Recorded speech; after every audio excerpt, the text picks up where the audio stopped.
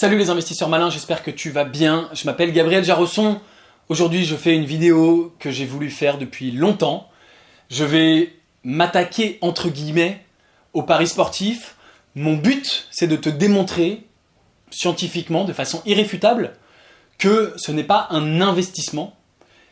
Et je fais cette vidéo parce que je rencontre depuis des années que je suis moi dans le secteur de l'investissement. Tu le sais, j'investis dans les startups. Je rencontre énormément de gens qui s'intéressent à l'investissement, à gagner de l'argent avec leur argent, c'est-à-dire à investir leur argent pour gagner de l'argent. Et quand je demande aux gens où est-ce qu'ils investissent, eh bien très souvent, mais vraiment très souvent, on me répond « j'investis dans ceci, cela et j'investis dans les paris sportifs ». Alors, ce que je veux te démontrer, c'est que les paris sportifs ne sont pas un investissement. Et je vais m'expliquer. Ça ne veut pas dire qu'on ne peut pas gagner d'argent dans les paris sportifs. Il y a peut-être plein de gens qui vont commenter en disant « ah bah moi j'ai gagné tant, j'ai gagné ci ». On peut gagner de l'argent dans les paris sportifs, mais ce que je vais te démontrer, c'est que ce n'est pas un investissement. Alors, sur quoi se base cette démonstration ? Eh bien, si tu regardes les cotes d'un pari sportif, si tu additionnes les cotes, donc tu as une cote pour un vainqueur à 1,5, pour un favori à 1,5, pour l'autre qui est moins favori à 4, et puis la cote d'un match nul. Il va effectivement se passer l'une de ces trois choses. Soit l'équipe A va gagner, soit l'équipe B va gagner, soit il y aura match nul. Il n'y a pas d'autre issue possible. Eh bien, si tu additionnes les pourcentages, tu tombes sur un résultat supérieur à 100%, si tu additionnes les probabilités. Je te mets la démonstration en fin de vidéo, et je te mets un exemple en live sur un site de paris à la fin de cette vidéo pour que tu comprennes concrètement l'exemple. Ce qui veut dire que tu arrives en général vers 103, 105, je suis même tombé sur 107%. Concrètement, ça veut dire que tu n'arrives pas sur un total de 100%, il y a des probabilités qui sont surestimées, sous-estimées. Qu'est-ce que ça veut dire concrètement ? Eh bien, ça veut dire qu'il y a une partie de la cote qui ne reflète pas seulement la prévision du match, mais qui va simplement être une marge de gain pour le bookmaker. Je t'explique, je te donne une comparaison qui va te permettre de comprendre très facilement. Prenons l'exemple de la roulette au casino. C'est un jeu que tu connais, il y a 37 cases, et puis elles sont numérotées de 0 à 36, et tu peux parier sur le numéro 4. Si tu paries sur le 4, eh bien si tu gagnes, tu vas gagner 36 fois ta mise. Mais, bien sûr, pourquoi le casino est gagnant ? C'est qu'il n'y a pas 36 cases, il y a 37 cases, puisqu'il y a le 0, qui est le 0 vert. De même, tu peux parier sur le rouge ou sur le noir. Si tu gagnes, tu vas gagner 2 fois ta mise. Mais il n'y a pas que 2 possibilités, tu n'as pas 50% de chance exactement, tu as 49 chances sur 100 ou 49,5 sur 100 parce qu'il y a le 0 qui est vert, donc qui est ni rouge ni noir. La différence, c'est bien sûr que donc une fois sur 37, eh bien, tu ne gagneras pas 36 fois ta mise, il n'y a aucune possibilité pour toi en ayant parié sur un numéro, puisque ça peut tomber sur le 0. Et même si tu paries sur le 0, à nouveau, tu vas gagner 36 fois ta mise et pas 37, alors qu'il y a bien 37 numéros.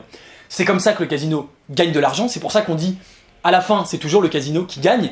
Et d'ailleurs, tu sais bien qu'il n'y a jamais aucun casino qui n'a fait faillite parce qu'il n'avait plus d'argent, parce qu'il avait fait trop gagner ses joueurs.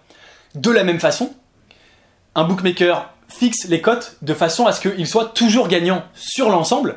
Et de la même façon, on n'a jamais vu un bookmaker fermé parce qu'il n'avait jamais fait gagner trop d'argent à ses joueurs. Encore une fois, cela ne veut pas dire qu'il est impossible de gagner au paris sportif. De la même façon, on ne peut pas dire qu'il est impossible de gagner au casino. Il y a plein de gens qui vont au casino et qui gagnent de l'argent et qui ressortent avec plus d'argent qu'ils étaient entrés.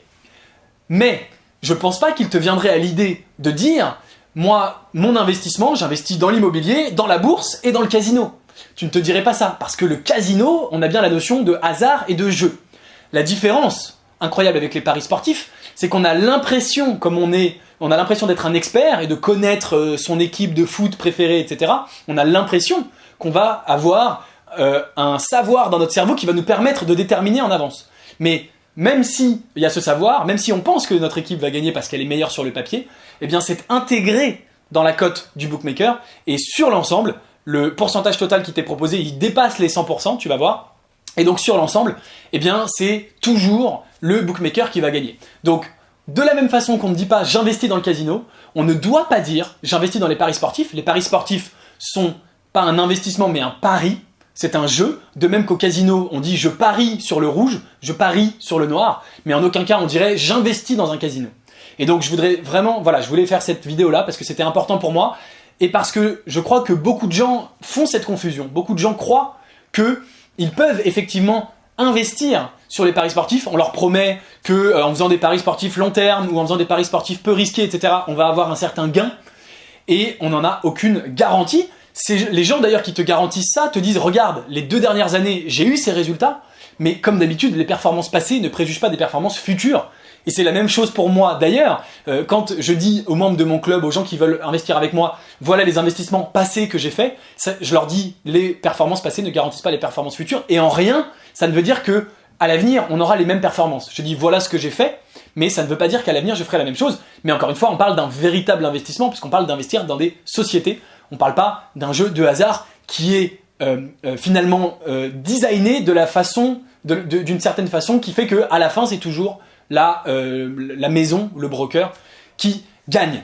Voilà, tout de suite, je fais une transition sur l'ordi pour te montrer les calculs des cotes et que tu vois qu'on n'arrive jamais à 100, mais à plus. Je te dis à tout de suite sur l'ordi. Voilà, je suis sur mon ordi, j'ai tapé donc Paris Sportif et j'ai pris les premiers sites non publicités, Unibet, Betclic, NetBet et Parions Sport. Et j'ai pris le premier truc que j'ai trouvé. Donc ici, on a Liverpool-Arsenal. Donc on a 1,84 et 4 et 4,05 pour le match nul. Donc pour calculer, c'est très facile. Pour le 1 divisé par, pour la cote 4, c'est 1 divisé par 4. Donc on a 0,25, 25%. Je l'ai noté ici, 25. Ensuite, pour 4,05, c'est 1 divisé par 4,05. Donc on a 24,69% ici. Et je l'ai noté ici, 24,69. Et enfin, 1,84, 1 divisé par 1,84, on a 54,34%.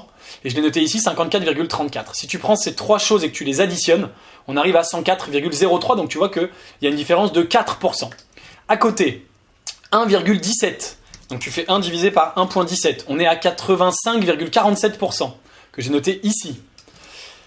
6,50, 1 divisé par 6,50, tu as tous mes calculs, ça fait 15,38% que j'ai noté ici.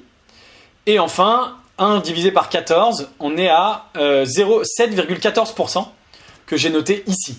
Tu additionnes ces trois-là et tu vois qu'on arrive à 107,99. Cela, c'est ce que j'avais fait avant. Maintenant, je t'en prends d'autres. On va le faire en direct. Celta Vigo contre FC Barcelone. 1 divisé par 5,75 pour la victoire du Celta Vigo. On est à 17,39%. Je vais le reporter ici avec une virgule. Plus 4,65. Donc 1 divisé par 4,65. On est à 21,50% que je reporte ici avec une virgule. Et enfin, 1,54 pour la victoire de Barcelone. 1 divisé par 1,54 égale 64,93%. Zut, je ne l'ai pas copié. Voilà. Et donc je ne sais pas combien fait le total, mais je te parie ce que tu veux que voilà, 103,82. Ok, ça c'est Betclic. Ensuite on va aller sur NetBet. On essaye ici PSG Angers. 1 divisé par 1,09. 91,74, ça fait un beau pronostic pour Paris. Zut. Alors 91,74%. Plus match nul, 1 divisé par 8,50. On est à 11,76% de chance. Avec une petite virgule ici. Et victoire d'Angers, 1 sur 19. Clairement, ils ne sont pas favoris. 5,26%. Tac, on arrive à ça. On additionne le tout, c'est facile, 91 plus 11 déjà. On est à 108,76%. Donc d'ailleurs, tu peux voir les sites qui t'arnaquent entre guillemets le moins. Tu peux t'amuser à faire ça. Mais dans tous les cas, tu es perdant. Et on termine par Parions Sport. Je crois que c'est le site de la FDJ. On va aller chercher le premier match qu'on trouve. Parier en ligne.